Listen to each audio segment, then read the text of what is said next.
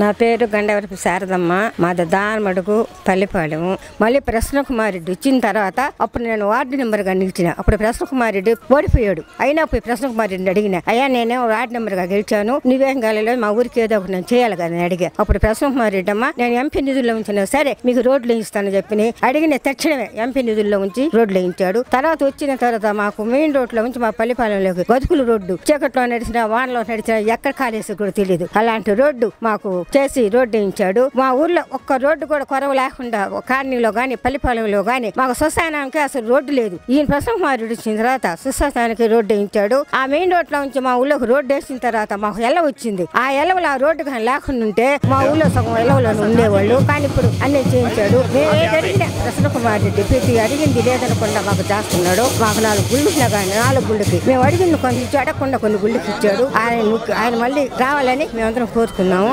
వర్ధిల్లాలి ప్రసన్నకుమారెడ్డి నాయకత్వం. దశాబ్దాల నాటి ప్రజల కలలను నెరవేర్చరు. కోవూరు ప్రాంత ప్రజల రుణం తీర్చుకుంటివో. కోవూరు మట్టి తల్లి, కోవూరు మట్టి తల్లి, కోవూరు మట్టి తల్లి ముద్దోడిన బిడ్డడో. వైఎస్ఆర్ సిపి జెండా ఎత్తుకున్న యోధుడో.